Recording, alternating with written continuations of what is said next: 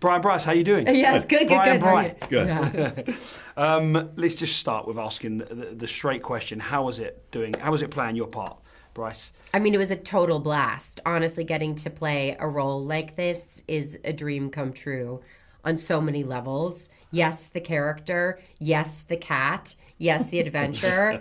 But especially getting to, work with Matthew Vaughn, to work with all these incredible legendary actors. It's something I'm kind of still pinching myself over. And did you meet the real Elly? If I told you, I'd have to tell you. I thought I was going to do that True with my smile. spy response. I thought I was going to do that with my smile. Yeah, true. Okay, if you did or didn't, how similar was the character you played to the real life Elly? I think that there a lot of thought was put into this film and a lot of research and all of that. And so even though it's certainly a heightened portrayal of everything, I would like to believe that there's truth in it. Now, Elly obviously loves being at home. She's a homebody. Yeah. Would you relate yourself to that? Yeah, totally. Yes, I could. When the pandemic happened, my best friend said to me, she was like, "You didn't do this on purpose, right? Just so that you could stay at home all the time." But my mom is a novelist, and she's an introvert. She's a cat lover. And a homebody. In a big way. Wait, are you Elly? Are you the right? My mom could be. Yeah, your mom could be. But so I definitely relate to all of that. It's strange you say that because obviously so many terrible things happened during the pandemic. I mean, we all lost someone. I'm sure I did personally. But there was something about it. My wife's an actor too, and she travels a lot, and I travel a lot. But we always say that was the best couple of years personally we've had in a long time when we was just at home. And do you think does that happen with you as well, Bryan, where your job takes you around the world and it was just a moment to be present and be at home? It's, you try to look for silver linings in situations at every time. And I think there was a lot during the lockdown that families had to stay together, and you start learning new ways of exploring new relationships within your circles. You learn how to bake bread. You learn like I did. You learn a bunch of new things, and also it gives you a chance to be retrospective about your life. There were a lot of people who said, "You know what? I don't want to do that job anymore. I quit, and life's too short. I want to move on." So, in many ways, humans are very adaptable to change, and I think that's a trait that's very positive. Good point. Now, I read that you, with your character Ritter, you took a lot of inspiration from Gru from Despicable Me. Is that true? Can you elaborate? I liked that animated guy, and Steve Carell did a great job with his voice, and there was something kind and understanding about him, and I thought that's kind of a role model.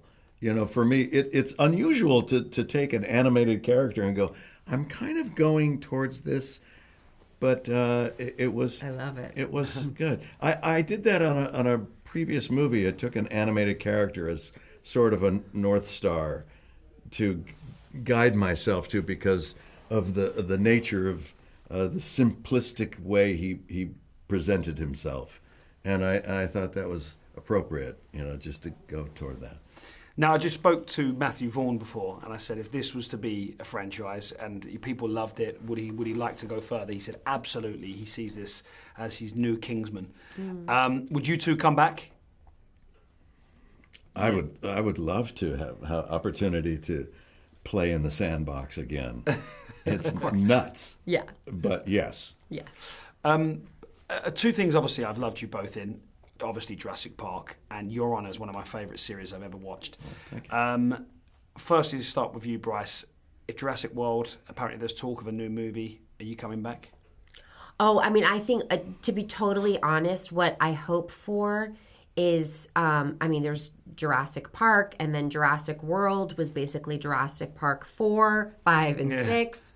That they continue on with this story, with the conceit that Michael Crichton created, and invite new cast members and new storytellers to be a part of it, because it's a big sci-fi idea, and it doesn't need to just be seen through the eyes of specific characters. I mean, of course, I would love to. So you would go back. You're not saying you want to move on from it. Yeah, no. I mean, I absolutely would, but I also I yearn for the franchise to expand and to see new generations of actors be a part of that story. Or maybe even someone of an older generation, an actor, who could be a part of that. Exactly. Would you like to be part of Jurassic World? I'd love to be a part of Jurassic World.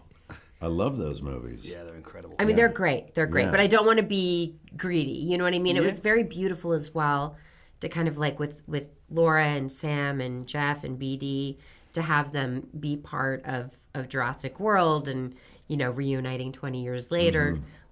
Like Chris and I would look at each other and be like, "Oh, wouldn't that be amazing if that happened in 20 years, 30 years?" So. Oh. Bryan, Sam said that you did a pantomime on set about the cat. You heard it too. Oh, I was there. You were there. I was there. Well, I'm now here. Like something like this? Give it to me, Bryan. I want to hear this panto. It's killing me. Well, it was an off-camera thing for my fellow actors who were on camera at the time, and it has to do with a twist. And I don't, she's the greatest policeman when it comes to not giving away secrets. And I don't know if I could actually talk about Bleep the secret word. Just bleep the secret word. Well, Bleep it's basically there's a big event happening. Yeah. And he made it even bigger behind the camera.